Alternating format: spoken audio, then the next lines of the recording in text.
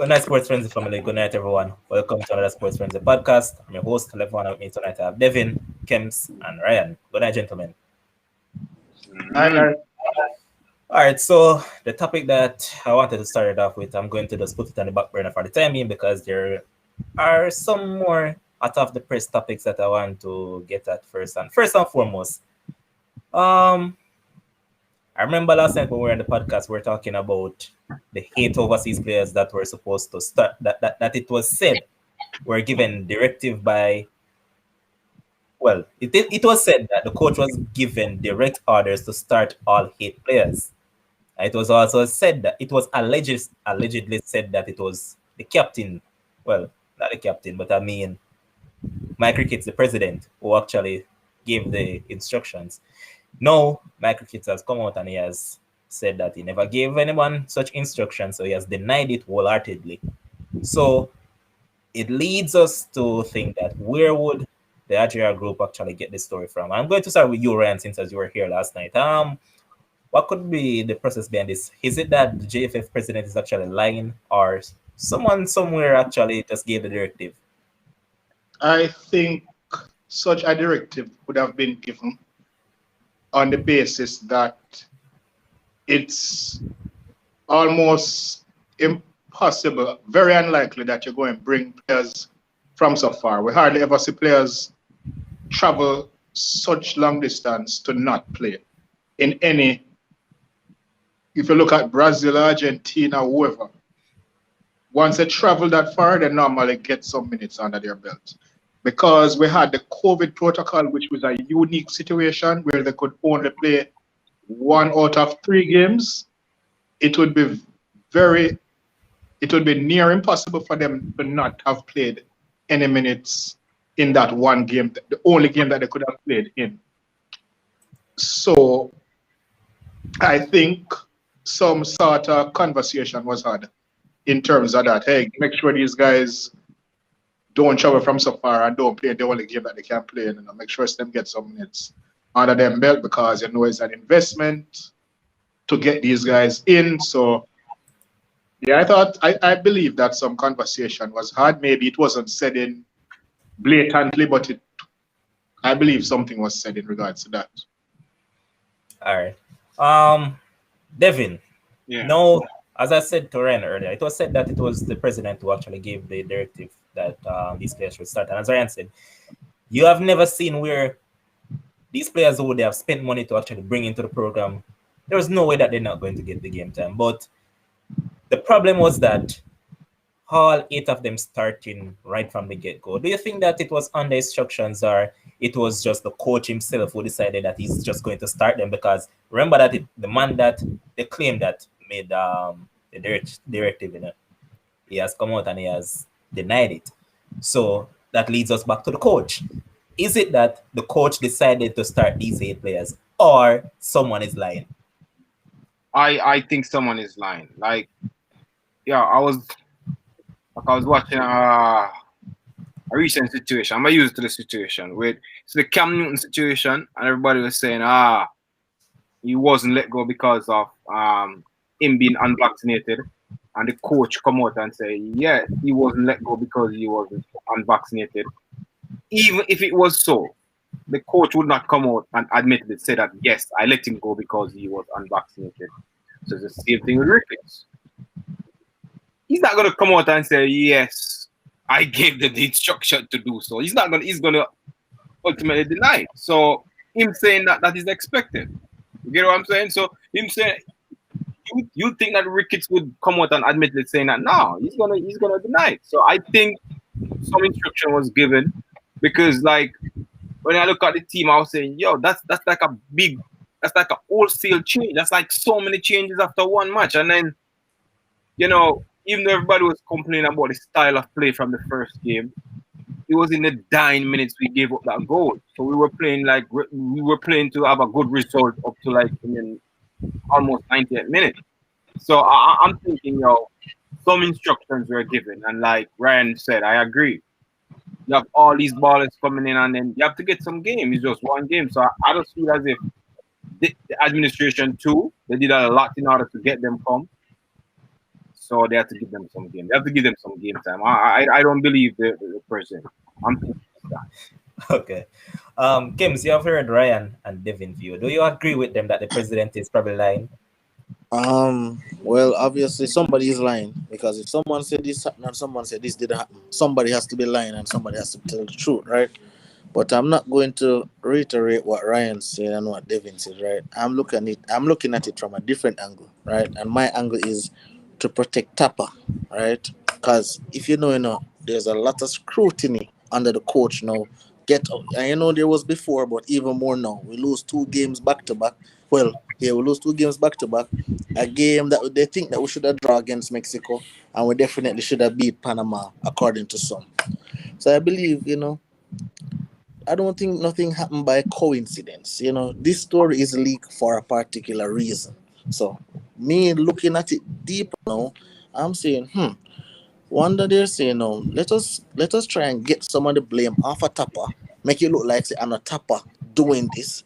Make us put the blame on somebody else who probably for them shoulders can handle that more than Tapper, because if you look at Tapper track record now, like everybody has a Tapper through the door, Tapper can't coach, get somebody else, that Paul Hall for coming in, this and that, right? So Tapper is hanging on a thread right now.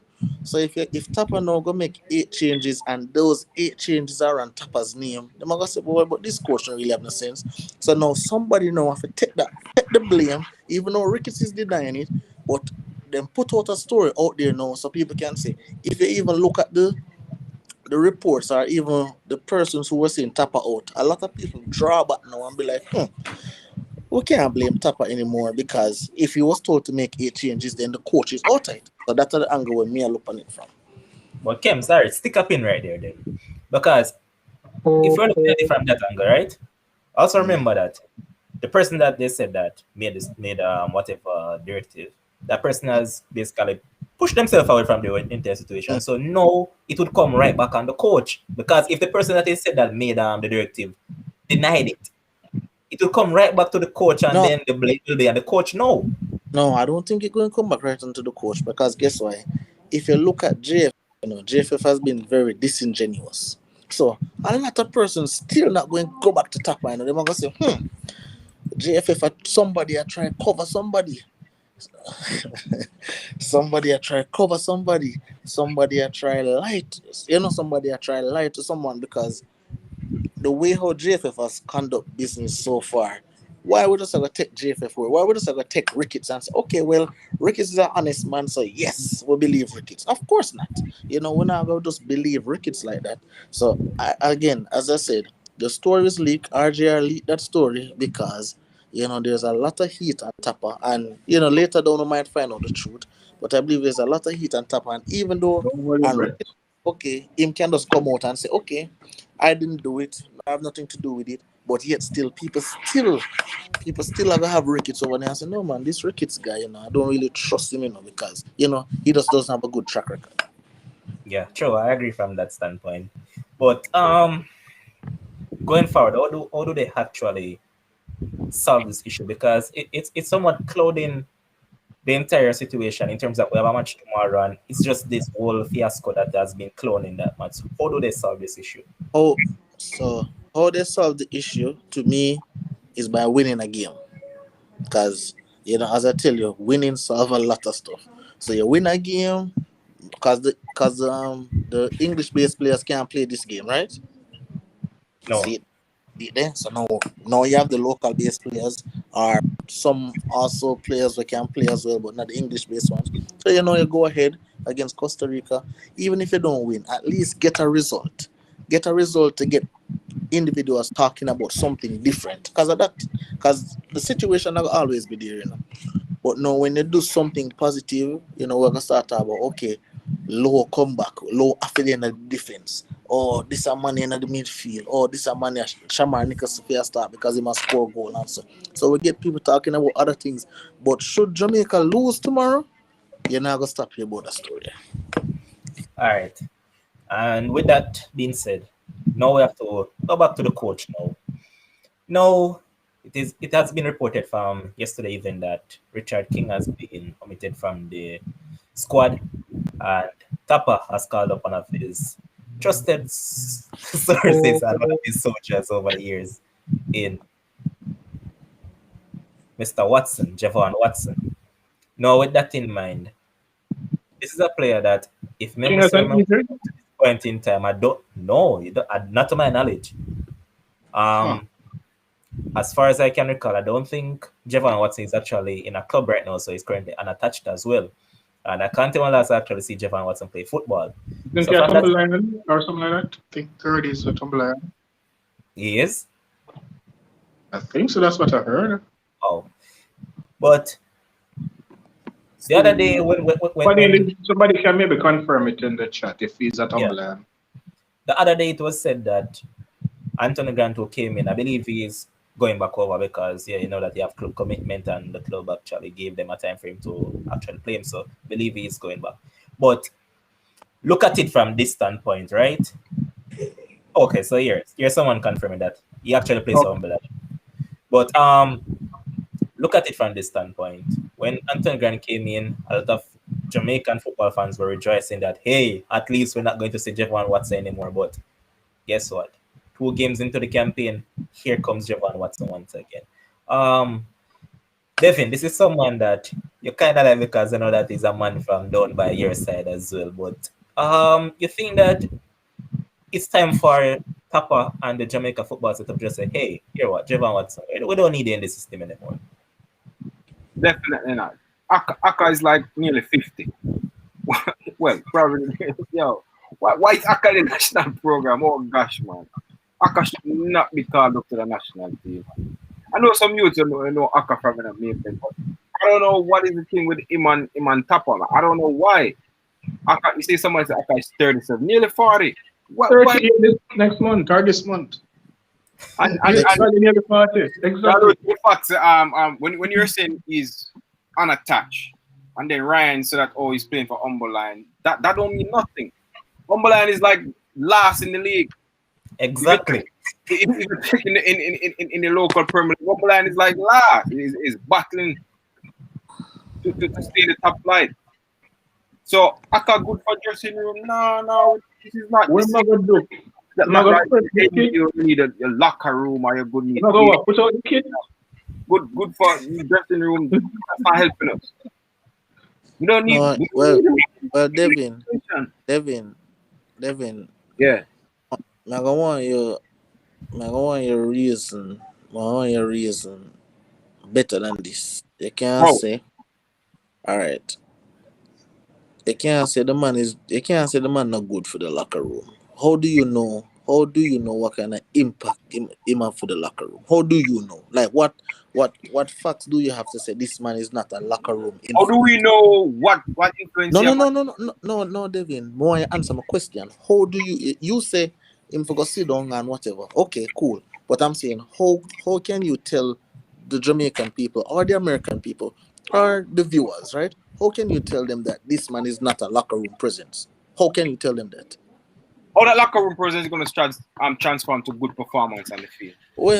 Well, I don't know. I don't know if you watch the games, but for the last couple of games, I'm seeing the team looking flat. The team looking lack of motivation. The team looking they not look like they're inspired to play football. And you believe Aka can improve that on the field?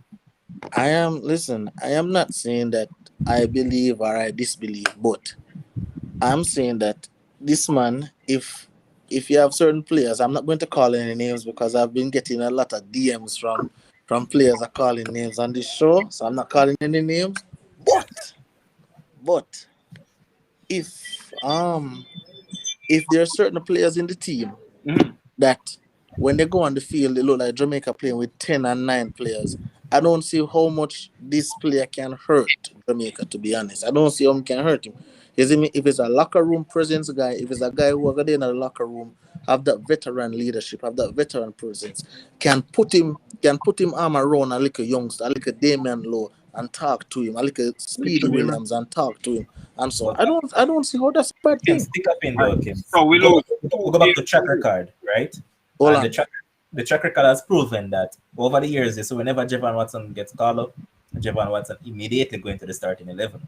So it's not just about dressing room and whatever he has to prove there. And then again, as I said, Anthony Grant, I believe he's gone. So that only leaves us with Devon Williams in the midfield.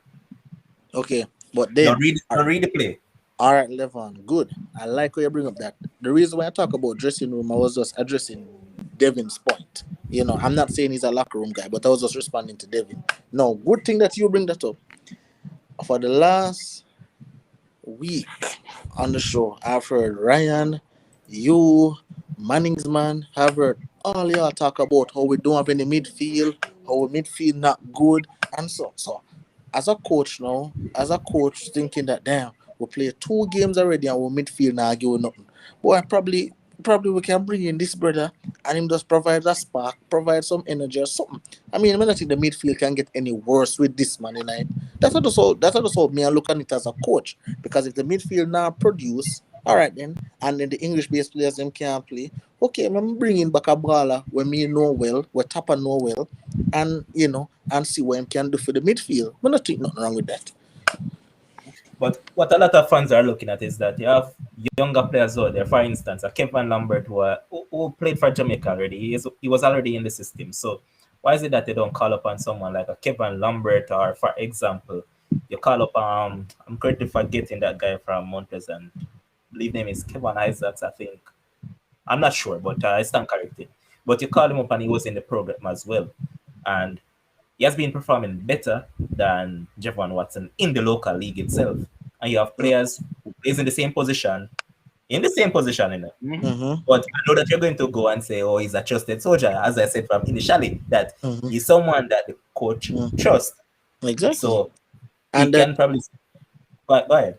and that plays a big role, like for our coach able to. And again, as Jamaicans we can have our opinions who not good and who not good. To me, the whole Jamaica not good, so I better them not play, right? So we can say, oh, this person not good, that person not good, okay.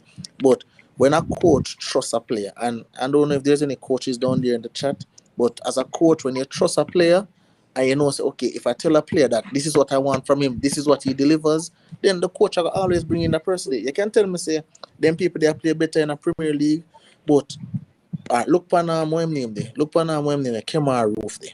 He might play good ball for Rangers, but now him come at Jamaica and him not look like the Rangers person. So I just the same thing. This person cannot play good ball for the Premier League, and then when him come in at the side, him just not fit it. But Whitmore no, okay, when we get Javon Watson, if him ceiling at this 50%, him a go give me that 50%, and that's what we need.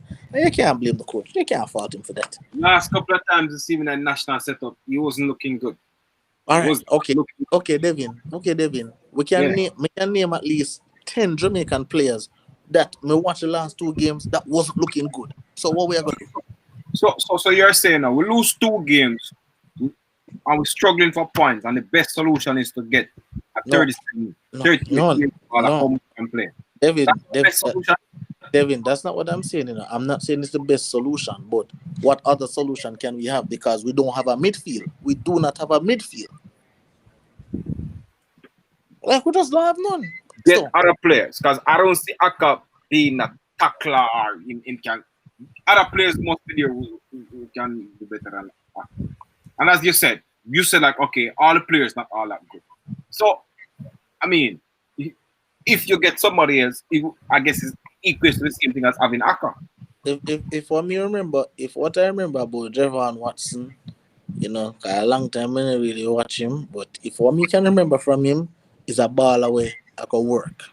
Yeah, it's a ball away I could work. Him I go work and him I go do him best out there. Him best might not be good enough, but him I go do him best out there. And him I go work and him I go fight and him I go show that little spirit that what the Jamaican football team need. Because as I tell you, them lack it. When I watch them against Mexico, I watch them against Panama. Them just lack it. Them just look dead. Them look like them not interested. Them look like it's a friendly. Them Kim, so here's the producer in the background saying that the only thing Javon Watson is going out on that field to do is to kick down some of the Costa Ricans and get carded, well, because he's very slow, so that's all he'll do.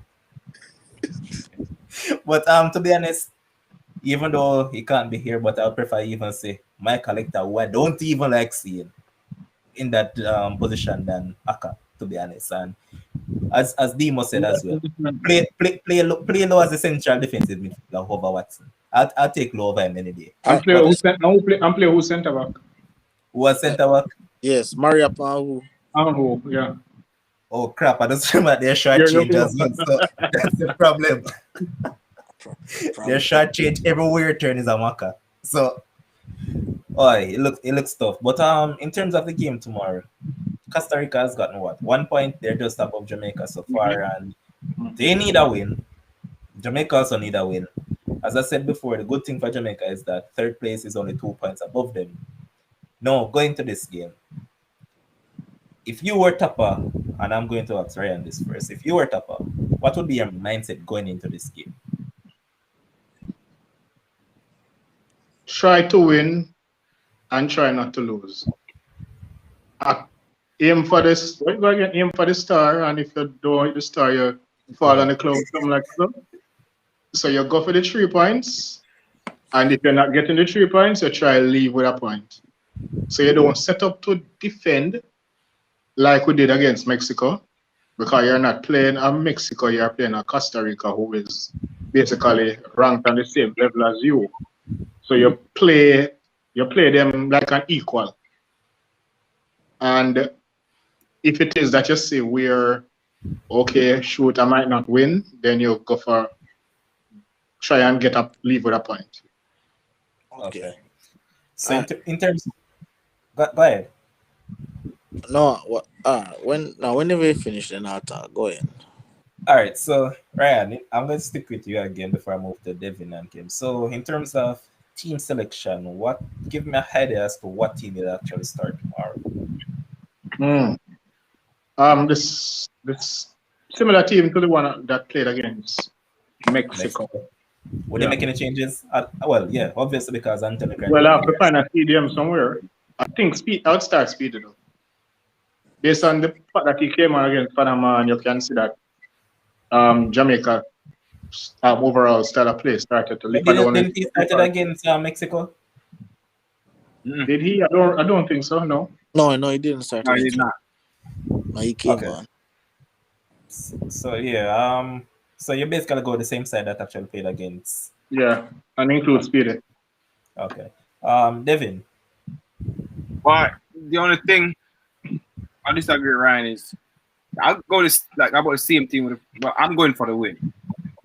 I'm not going for a win. I'm going straight for the win for that game. I don't disagree with that, man.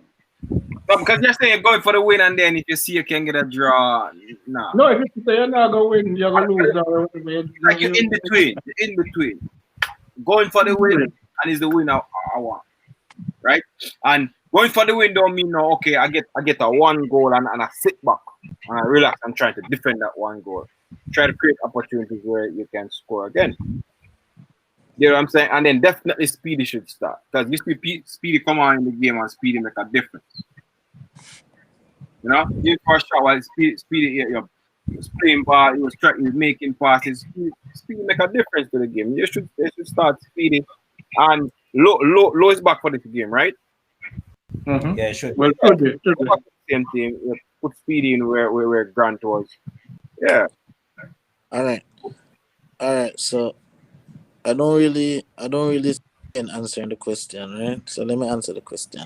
This is what I think Jamaica needs to do, is to learn. They need to learn from the Gold Cup. So that's the first thing I'm from. The lesson what Tapa learned from the Gold Cup come to here. So now, you know, what difference is he going to do from the Gold Cup come to here? So, and I hear when they're talking about starting the same side. I don't know if you remember the side from Mexico, but there's no way in God's green earth Romario Williams can start that game. No, I don't care. Them can put Levon up there, them can put Cohen up there, but there's no way he can. All right, so he needs to go, right? And then I need a guy like Tyree McGee in the side. I need a person who willing to take on players, because if I watch the game, if we're talking about Mexico game, you know, let me see, Mexico take 27 shots. 20 that is unheard of. Mexico take 27 shots. So basically what Jamaica do is just sit back and say, okay, come. No, we don't want that, because if we go by what Ryan say and what Cohen say, we're gonna say go ahead and go for the win, you see me? Then, we're going to need players who are willing to go there, have confidence, take on Costa Rica, willing to dribble down pan boy, take on boy, go down the flank and do whatever they need to do. However, yesterday I heard Demo said that, Jamaica philosophy our Long football ball. language is long ball, right? So then bypass the midfield. So from the defense to the forward, then bypass the midfield, and then the forward supposed to hold up the ball, right? So is Shamar Nicholson a hold up ball kind of person? Can tell me. Only can tell me No, if that is right. Shamar wants to run onto passes or run onto a shot. Exactly. So, but me just go by what Demo say that a Jamaica. He want Jamaica more than me, obviously. So me always divert to him where that is concerned. Technically, they But are. They are a long huh? ball team. They are. Exactly. Yeah, So where that is Jamaica is that team, yeah. okay. But So then Shamar is not that type of forward. exactly. No, say one kind of forward. So then, would you really start him if you say No, because say you use Corberg for that purpose. All right. uh, Corey Burke is the one that tend to hold the play. So you'd have Corey Burke holding up the play and then Shamar Nicholson to run on. Running okay, onto. okay, Yeah. all right, You saw cool. all right. You saw the play that the goal was scored from where East was the Mm-hmm, one who kind of held up the ball and knocked it into mm-hmm. Nicholson's There, path, and then yeah. So it's something similar that they have to there we attempt, go. which, as I And said, then, that is what they're known for. and then another thing. As much as me not really, as much as me not really fund them like that, one Junior Fleming start as well because these are footballers, right? Even though Junior Fleming kind of selfish in a way, but these are footballers who the moment him and Tyreek Magee, the moment not too big for them. Even Speedy, right? The moment not too big for them is like another game to them. Them just come, them a play, them a do them job, them a execute. Zine? And that is what we need in our midfield. We need players because see Manning's man said yesterday again. Say versus Panama, we could make 5 passes with these English players. Mexico even worse, right? We lose the ball 49 times against Mexico in the first half. So with these things being said, we have to come with a different approach because if we come with the same approach, Mexico or Panama, a 3 love we're gonna get from Costa Rica. So, that's just what I have to say about it. But Kems, I know that producer is actually impressed by your reasoning tonight. The man say, yo, when Kems is calm, it seems like Kems seems brighter. Yeah, I was thinking the same thing. I was wondering what happened. Yes, the producer, that's true. So like Professor tonight. Yeah, man, Professor Barrington. I told me just come from class, man. That's a rub over. But yeah, hopefully they can get the win and we actually get on the board tomorrow because they need the 3 points now. It's time for them to get on the board. Every team is on the board already, so it's time for Jamaica to actually do the same.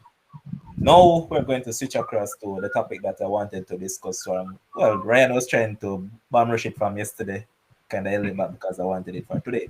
So we saw what went on in that fierce encounter, as it has always proven over the years between the two South American giants in Brazil and Argentina, where the match had already started, and then came the Brazilians, medical officials on the pitch, along with police, to halt the match. They arrested 4 players. So, okay, my question to all 3 of you. I'm going to start with Devin.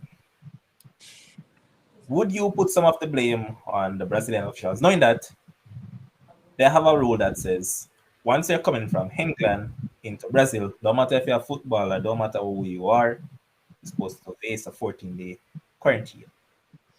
Now, why is it that you're going to wait until the match already started, knowing that these guys are going to be involved to make that decision? Do you think that it was a hair on the Brazilian judgment, or you think that the Argentines were just disobedient? Oh no, the authorities definitely blunder. Why you? When did they know this information?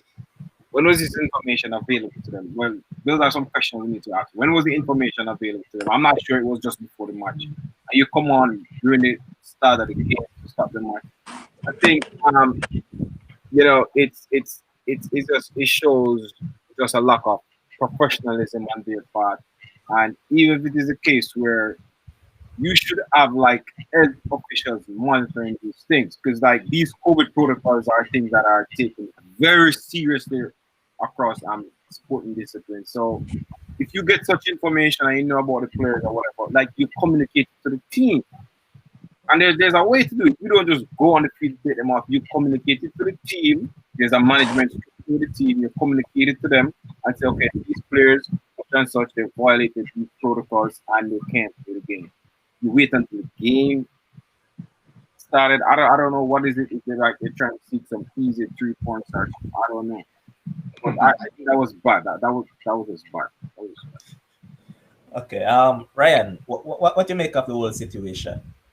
All right. So yesterday I was watching the Gab Marcotti and Jules podcast, and they were discussing it based on what they heard. They said that Saturday, Argentina and Brazil had a high-level meeting that lasted for 4 hours in terms of how they should deal with the match for the Sunday. And based on what came out of the meeting, it did not seem as if they had a conclusion, which is why Argentina was saying that, oh, these guys are exempted, and Brazil was saying something else. So I can't understand how you have a 4-hour meeting and you don't come to a consensus.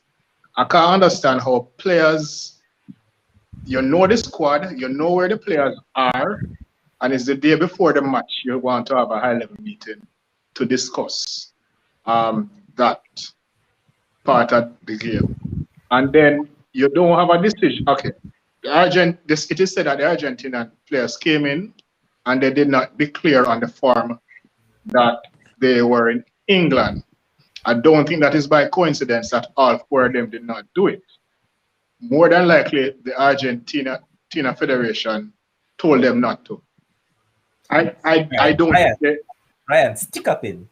Could it be a case that the Brazilian team overall, that includes the officiating and all of that, are trying to pull a one on the Argentine Federation, I am thinking that because of the fact that they couldn't get their English-based players, while the Argentines got theirs, in which the Argentines, they were actually told not to because their clubs are actually going to find them. But is it that they're trying to pull a one on the Argentines? I believe that could be a part of it because after I watched a podcast yesterday, I was saying something is really off because if Argentina is saying that at the meeting, one thing was agreed on and Brazil is saying, no, we did not agree, then I started to say, hold on, man, this seems very fishy. Maybe Brazil is trying to get an easy 3 points here.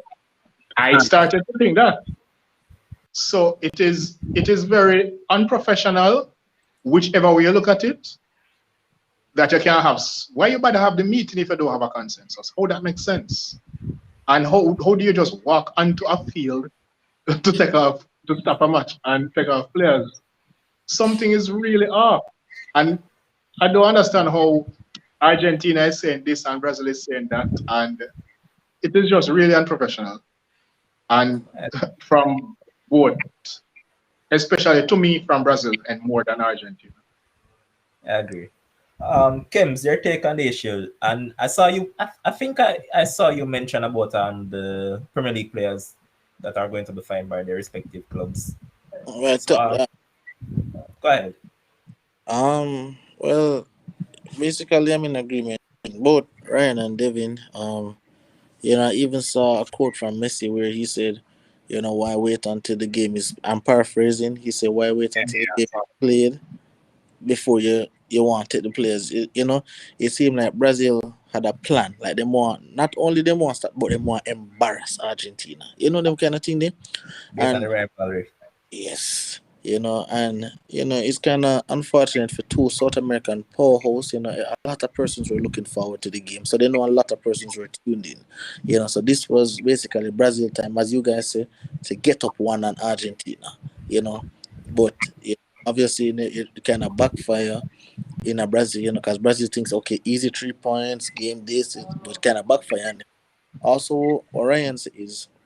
I don't even think says the Argentinian Federation tell these players not to, but if I am if I am somewhere, like a lot of times I'm traveling and them ask a question, I'm know say if I answer a particular thing on this, it'll go put me in a particular situation. So I answer something different. So Them ask me if them come from. I think they say something about if you was in England within 10 days or something. But I think they said that the players said that they came from Venezuela and then come into Brazil, which they didn't really But go then ahead. again, Kims, if you look at it, Hmm. again, as Devin said earlier, and as I said, that would be poor judgment on the Brazilian part Hmm. because you know that these players play in England. Yep. Remember that it's just the other day Premier League actually break for these Hmm. international fixtures. So number one, if you were following all of this, you wouldn't need to actually ask this. And then again, you have players that play in the English Premier League and they were denied not coming to you because of that said thing. So come Hmm. on. Yeah, it was definite. It was. I think it was. I don't know for certain, but if we put all the facts together, I definitely think it was a ploy by Brazil to just decide that they want to shame Argentina, and so on. Just have up one on Argentina, but obviously it didn't work out in their favor. Yeah. But hope that issue is sorted out and it just goes to show the unprofessionalism of a lot of these I've heard that federations. CONMEBOL has deferred to FIFA CONMEBOL, so they're not getting involved. Make FIFA sort this out. Yeah, I think I saw One that thing, as one thing I'd like to say as well. You see, if this had happened like in Jamaica, like a Jamaica, a player, a team, and they would have style up Jamaica from now till next year. You Jamaica know, playing USA. yep. But them always say the world no level. That's how it go. true. And now we're going to look across over into the best continent there is on earth. I'm talking about Europe. A lot of action going on over there. And since as we have two Englishmen on the show right now, what do you guys make of your team performance so far? Because you whopped up two teams by a 4-0 margin. Bamford got a debut, Saka had a debut birthday to remember. So Kems, start with you on this one. Um, to be honest, obviously, whenever your team win a game, especially in the fashion that they have won in, you're happy. But England, honestly, England is not judged or England is not measured by Hungary and these joke teams. We use these as training sessions. Where we try and get things right. Because obviously our main goal is to always bring it home. And we have been so close yet so far. So playing these teams, obviously we have to get the job done. We have to get the 3 points. I like how the guys look. Saka, even from the disappointment during the Euros, him really come out, him really show up. So I really like that. Obviously Sterling, a lot of people continue to doubt Sterling. I don't know why, but he keeps embarrassing them. So the team look good. Team look good. Best left back, big skip. Everybody does look good. Everybody look engaged, but I don't want to judge against these teams. When they play some more serious teams and they will move on into the World Cup, of course, then we can get a more fair assessment. But these teams are teams we're supposed to beat, and we're just getting the job done. Okay, Ryan, so your sternest test of the group so far will come tomorrow when you guys take on Poland, who are currently second in the group. And Lewandowski is in red hot form in terms of goal scoring. And as I keep seeing a lot of pundits saying that Stones and Maguire will be tested by Lewandowski tomorrow, so they need to be up to standard. What do you think of that matchup against them tomorrow? And also, I think Lewandowski will be tested by Stones and Maguire. So it go both way. Um, tomorrow, I would agree with you. It should be our sternest test in terms of the group, but we have such a head start. We have a 5 point head start already. So even if we draw or lose, it's neither here nor there because we'll finish up with Poland because we won at home, and um, if even they beat us, we'll be ahead of them, and we have the lesser sides to play. Hungary, I expected more from Hungary. Well, they played well in the first half, relatively, and the second half we took it to them and blitzed them. So um, the other teams, Andorra, and this Andorra basically was a training session. The B team came out. and the coach decided to put on the big guns later on, and we got 3 goals from doing so. So it was basically a training session for the B team, and I will judge England when we play the bigger teams, which is why I was saying to you, even when you were winning your games, said don't jump the gun yet. The Dutch fans also the same thing to them today. Don't jump the gun yet, because when I'm not judging teams based on the qualifiers when they are the best team in their group.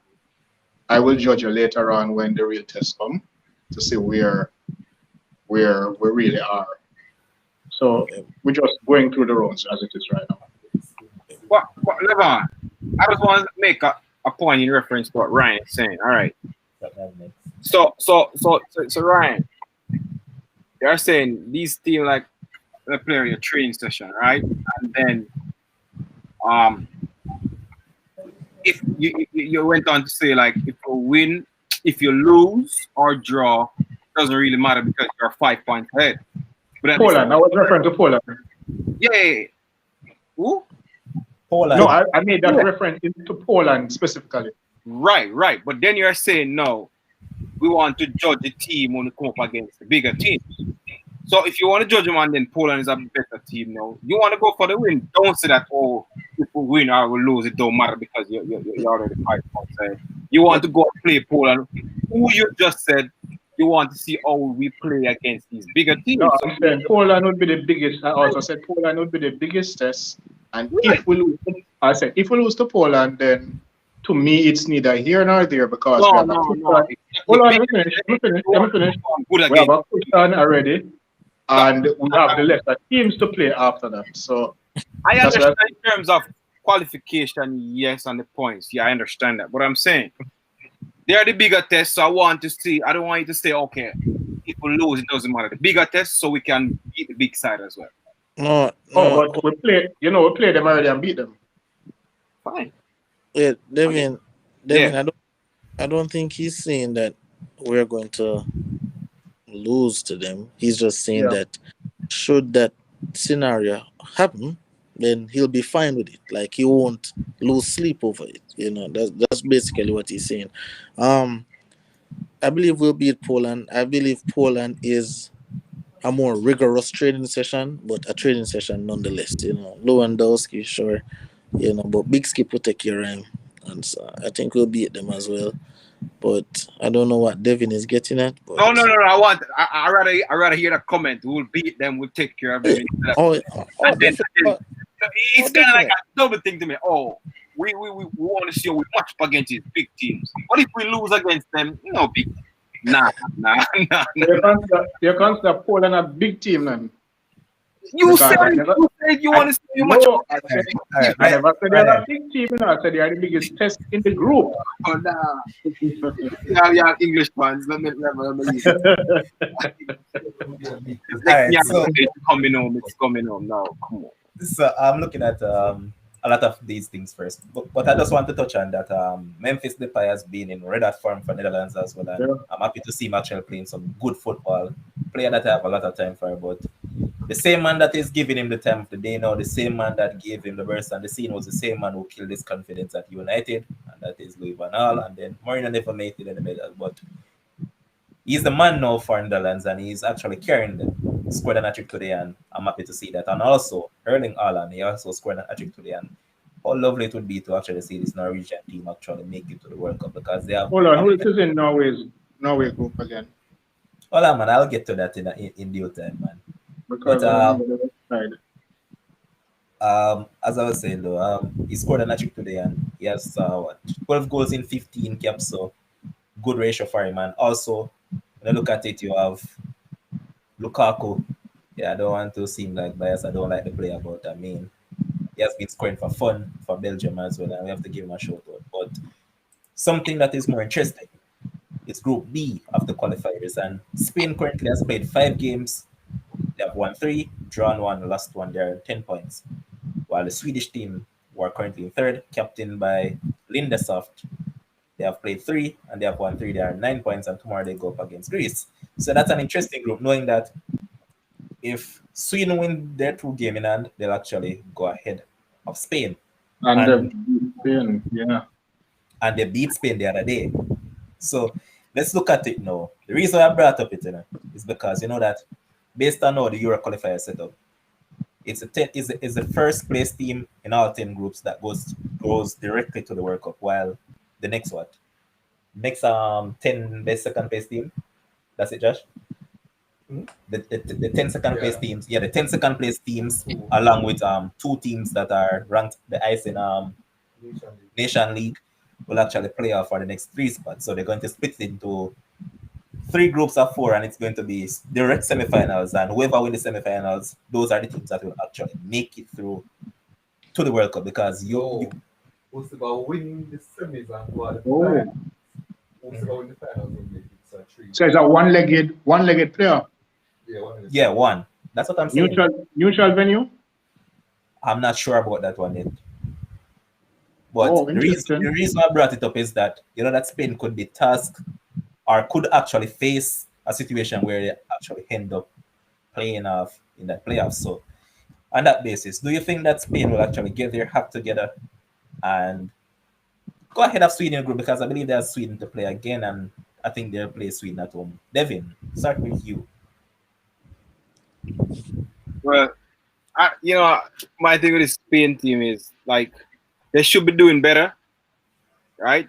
But I don't think Sweden is a run over, and I know Spain have all the talent that they need to top this group. So I'm gonna put my money on them to win the group, because they have good players. Sweden is there as well, but as a person who loves La Liga, I would like to see the Spain team top the group. Because I'm a big La Liga fan, so I want to see some of the play. I want to see that team do well. Only thing only time I don't cheer for Spain is when they come up against Brazil as demon already. All right, boss. Like, Kems, Lindelof for United is a total different Lindelof for Sweden. When that man plays for Sweden, it's like he wears his heart on his sleeves. He gives everything for that team. Now he has been elected as the captain of that team as well, and they have two young forward that have been playing very well in Alexander Isak and also Dejan Kulusevski, and they have done quite well for them so far. Do you think that they have the quality to actually top this group ahead of Spain? I mean, well, you said that they have Spain to play again, right? Knowing that they beat Spain, I think it was last week. Yeah. So they beat Spain, and they have them to play one more time, right? Yeah. All right. So, to be honest with you, like it depends on the type of Spain team will come on the day. Like if Spain play like Spain will beat them, right? Sweden and a team we can beat Spain, to be honest. Like if Spain come and play direct and exactly what them to play and stop the pass, back, pass, the 3 million pass and then miss the goal. But if them actually play how they're supposed to play and play with the aggression and the intent, like they'll beat Sweden. And I'm sure seeing the situation in the group and then probably when they play Sweden going to be a must win.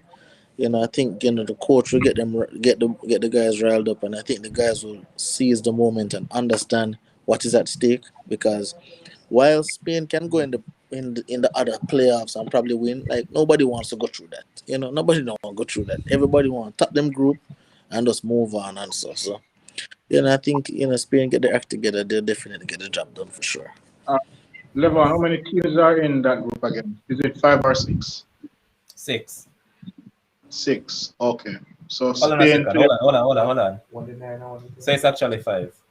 5. So Spain in serious problem then, because Spain have 3 games. So Spain have 3 games left. Spain have 3 games left, while Sweden have 5. Yeah. And if Sweden win tomorrow, they win 4 out of 4. Yeah, they'll actually be at 12 points.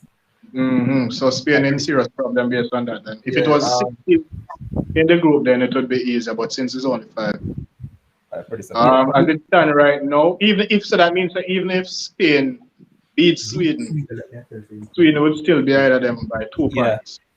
Yeah. Yeah, yes, So, Ryan. That's what exactly I was saying to Levan as well. I think Spain is in serious trouble in that group. yeah, they And Yeah. are. the last World Cup, we also need to remember that the last World Cup, a big team in Europe, because there's always one group with basically two very good teams, right? The last World Cup qualifiers were a big team going to the Italy. playoff, they actually lose. That Italy. was Italy, right?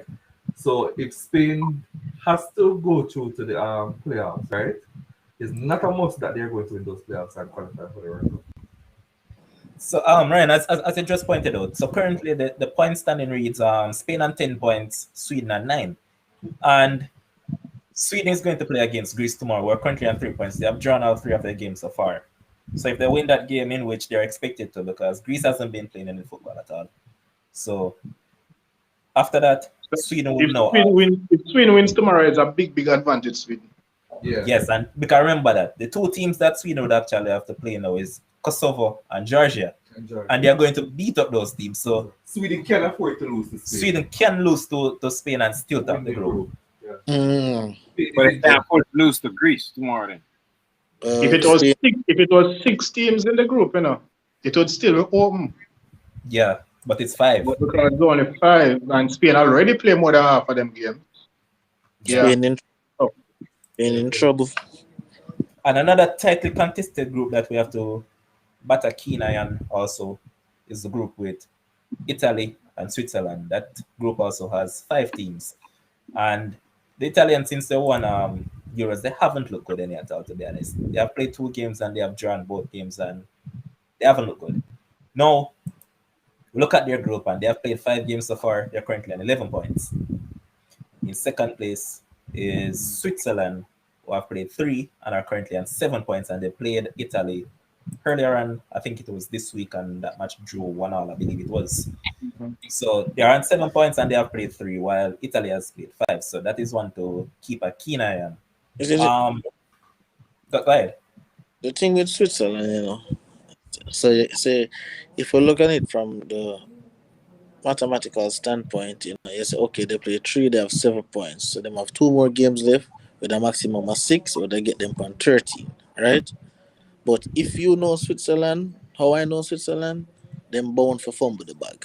Them just go fumble it. Them just go fumble it. Some way, somehow, them go fumble it. Probably against an easy team as well. Yeah, because the three teams remaining in the group are Bulgaria, Northern Ireland, and Lithuania.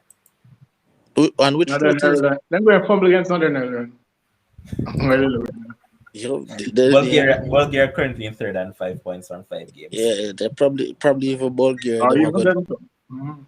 The weird thing about it, Switzerland has been to every single World Cup the last. Yeah, that's the thing. They have been to every World Cup, so they have that can pull on UK. So it's a tricky group as well, and boy, interesting times. In terms of teams that you can automatically say they're to the World Cup already. Denmark, they're to the World Cup because they have played 6-1-6, England. and they're currently on 22 points. England can be factored in as well. Another group that is tightly contested is the group between Netherlands and Norway. Both teams are currently on 13 points, but That's what I was trying to remember. what Netherlands has in their favor is that they have a plus 16 goal difference, while Norway only has 7. Third in that group is Turkey, who are currently on 11 points, who have looked awful of late. They got battered by Netherlands earlier today, so you can basically rule out Turkey. But in terms of Norway and Netherlands, Hold on, how many points Turkey have? Like 11? 11. Turkey's not out there, man. But the thing is that Ryan, 13, 11.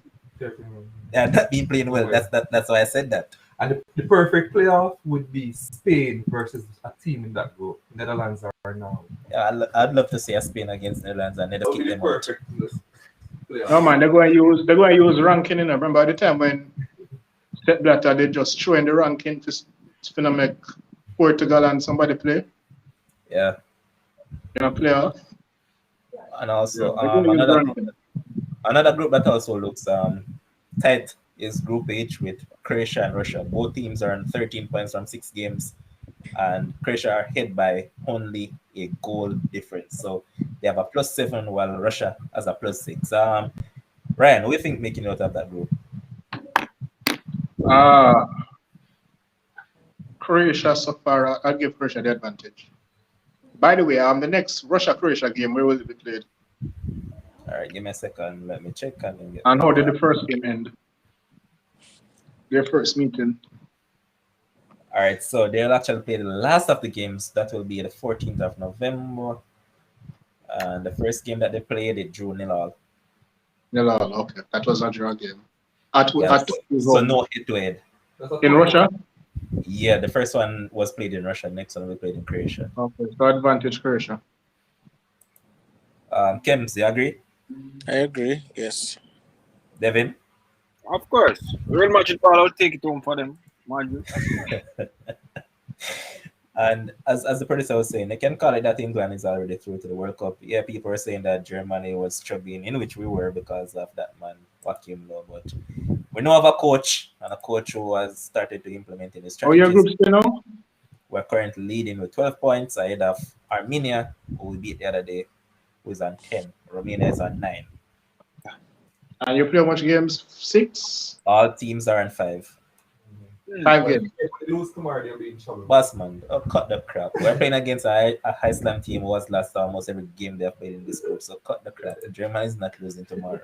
A Guildford Iceland. You can pray as much as you want, that won't happen. Yeah. But I kind of like how Europe set out this their qualification in terms of the group winners who actually make it directly through, and then they have a playoff system. I kind of like the platform that they have set. And at the end of the day, as we always know, Europe is a standard for everybody across this world. Europe set trends. And also, what Europe is trying to do with the playoffs is make a lot of money for it, marketing wise. Because what they do is have 10 runners up team, right? Plus the 2 best third place team from Nation League to go up to a 12 playoff, right? And they do that for broadcasting rights and money, basically. Because they know Well, that they're giving the Nation League some confidence. That's good. yeah, it's going to attract a lot of viewers, those Yeah. playoffs. But reach that time of the show where I'm just going to go around the table. Devin, you have 30 seconds to talk about whatever that you want to talk about. It doesn't have to be sports related or anything at all. Well, I want to look to the NFL coming up. So I'm hoping that when the NFL come, we start and we have some good chat about that. So as I said, like I don't really have a team that I really follow. I just follow like certain players. Like when Luck was in the league, I was a big Colt fan. He came out now. So back to Green Bay Packers with Aaron Rodgers now. So I'm following him. And like I said, there's no chance for the New York team, so I could bandwagon them because they ain't gonna be good this season. Or yourself, man. Mac Jones at you. But James, you have 30 seconds.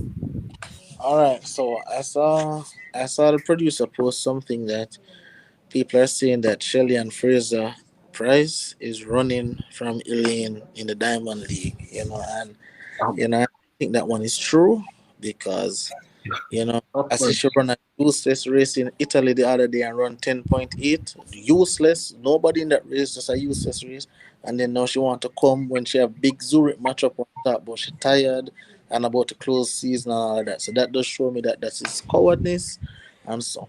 But also, the NFL starts Thursday. I can't wait. Hopefully we can have some NFL talks on this platform as well.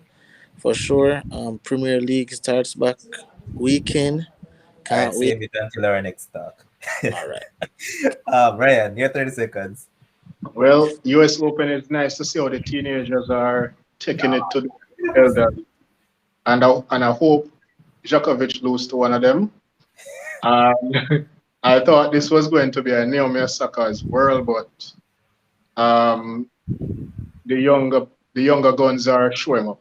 Yep, From both. Lena Fernandez and Emma Raducanu at you.